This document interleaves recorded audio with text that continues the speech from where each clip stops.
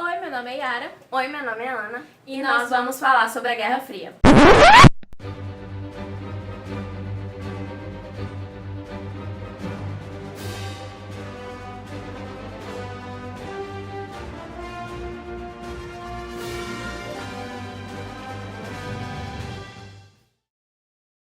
Como vocês sabem, a Guerra Fria foi um conflito indireto entre o capitalismo dos Estados Unidos e o socialismo da União Soviética.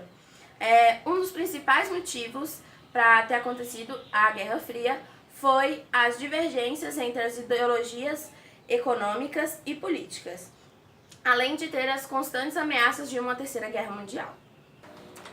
É importante ver como ambos os lados usaram tanto a propaganda quanto a cultura pop ao seu favor e entender as conquistas e as derrotas da população. No universo das histórias em quadrinho, o contexto da Guerra Fria marcou um período inovador, no qual muitos super-heróis foram inventados e as HQs se consolidaram como entretenimento juvenil. No livro Marvel Comics, A História Secreta, o escritor Sean Howe, ele revelou que o sucesso da editora foi devido a esses heróis inventados nesse contexto histórico. Em poucos meses, a Marvel adicionou inúmeras histórias ao seu portfólio, entre elas algumas histórias que atualmente nós conhecemos. E, por exemplo, como um personagem que, com a ajuda da radiação, se tornou uma besta verde muito agressiva. Ou então em um médico que era aleijado, mas simplesmente se torna o deus do trovão. Ou um cara com problemas no coração que faz uma armadura para combater comunistas. Numa HQ na qual a gente tem que dar uma devida importância é a do Capitão América, na qual ele fala sobre a Guerra Fria e ele mostra a visão americana sobre como foi a guerra, mostrando sempre a luta e a liberdade dos americanos contra o comunismo. Nela também a gente tem várias representações que falam sobre as falas e as expressões que o Capitão América usava contra os soviéticos, como seu vermelho ou seu peludo, sempre representando como se os soviéticos fossem monstros ou coisas inferiores aos americanos. Mas no personagem da Marvel nós temos também o Grande Homem de Ferro, no qual é representado como um bilionário armamentista e muito inteligente, no qual infelizmente sofre um acidente com uma bomba e esses resquícios da bomba vai parar no seu coração. Logo após esse acidente, ele é sequestrado e forçado a criar armas para os vietnamitas. E graças a essa concepção toda que ele tinha alguns apetrechos e tal, ele consegue fazer uma armadura para ele poder fugir desse local, criando assim e se iniciando o famoso Homem de Ferro. O Incrível Hulk também é um personagem criado no contexto da Guerra Fria. Ele foi um personagem no qual era um cientista que mexia e criava aquelas famosas bombas nucleares, mas em um dia um simples civil entrou na área na qual era restrita e não poderia, causando um certo problema com as máquinas e com os testes, fazendo assim com que o cientista tivesse que entrar naquele local. Ao entrar no local para salvar aquela vítima, ele acaba recebendo toda aquela radiação. Mesmo não morrendo, ele se transforma em uma besta verde, na qual é muito agressiva e muito raivosa, transformando então e começando a história do famoso Hulk. Mas é claro, a história do Hulk também dá para você perceber nitidamente que é uma mega reclamação e uma mega crítica aos usos sobre bombas nucleares e sobre o que pode acontecer ou não. Mesmo sendo só ou em uma HQ, podendo isso realmente acontecer ou não, nós não sabemos. A música também foi reflexo da insatisfação com a realidade de vida durante a Guerra Fria. Nesse momento há uma grande luta entre artistas e o Estado. Negros reivindicavam seus direitos como cidadãos e os artistas questionavam e criticavam um regime ditatorial em que viviam. Um exemplo de música, para não dizer que não falei das flores, e vocês vão ver um trechinho agora. Pelos campos a fome, em grandes plantações, pelas ruas marchando, indecisos os cordões ainda fazem da flor seu mais forte refrão e acreditam nas flores vencendo canhão.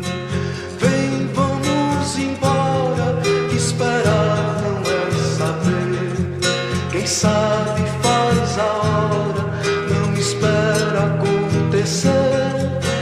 Vem, vamos embora, que esperar não é saber. Quem sabe faz a hora, não espera acontecer.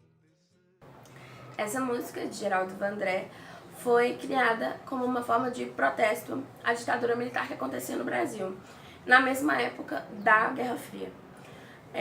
Essa música ela foi feita em 1968, mas ela só foi lançada mesmo em 1979, por causa dos atos inconstitucionais que proibiam os artistas de se posicionarem contra o governo.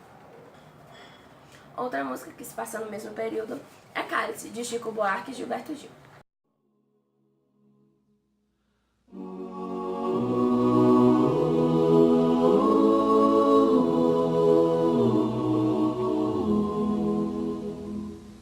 Pai, afasta de mim esse cálice. Pai, afasta de mim esse cálice.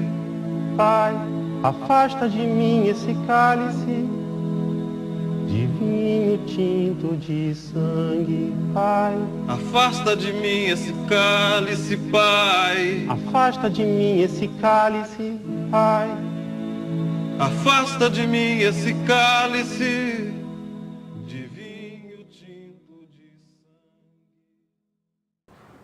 Cálice é uma música de Chico Buarque e Gilberto Gil, e ela se trata sobre a repreensão que os artistas e as outras pessoas, a população inteira, sofria de não poder falar o que eles achavam sobre o governo, sobre a vida que eles viviam.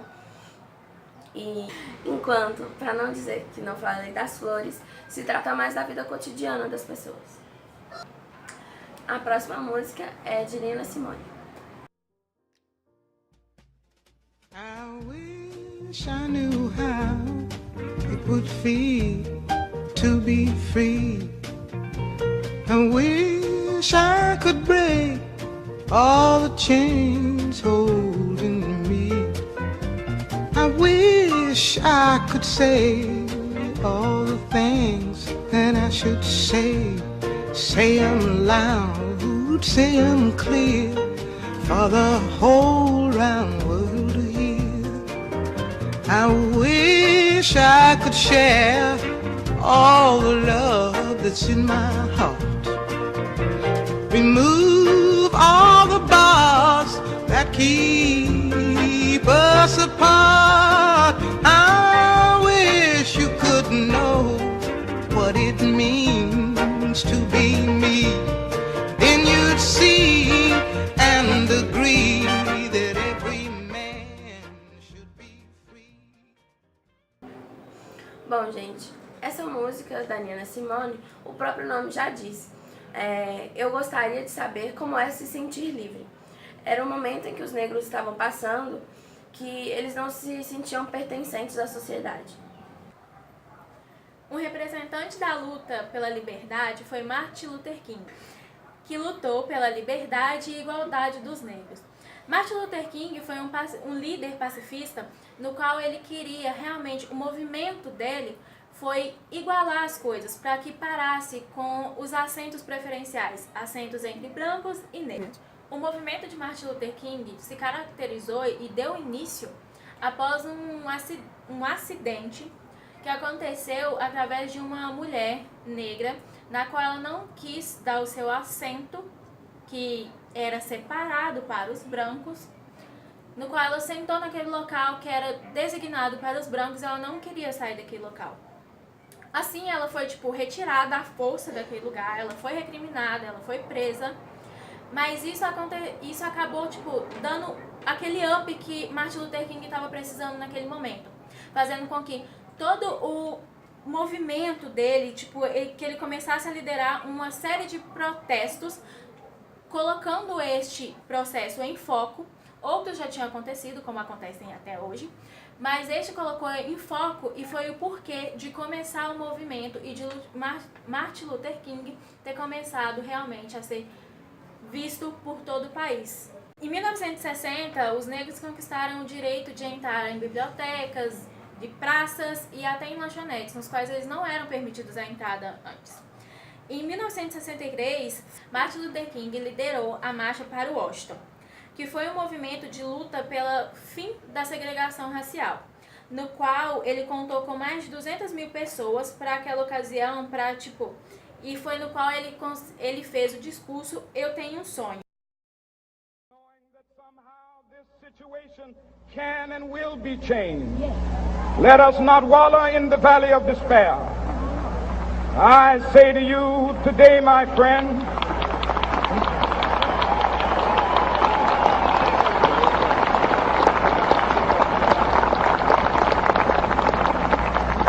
so even though we face the difficulties of today and tomorrow, I still have a dream. It is a dream deeply rooted in the American dream. I have a dream that one day this nation will rise up and live out the true meaning of its creed. We hold these truths to be self-evident, that all men are created equal.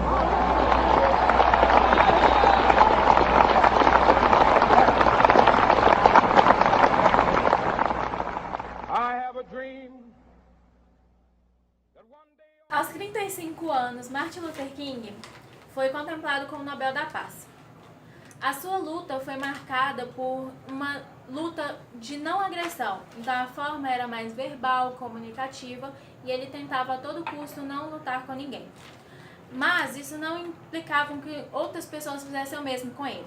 Durante toda a sua história de vida, ele foi preso inúmeras vezes, foi caçado inúmeras vezes, mas em 1964 saiu o decreto no qual dizia que negros eram iguais.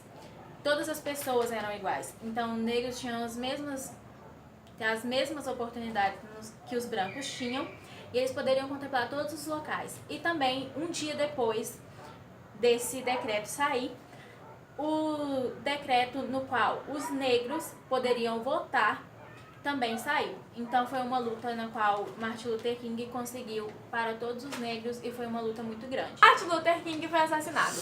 A sua luta foi lembrada de uma forma grande e repercutiu até hoje, no século XXI.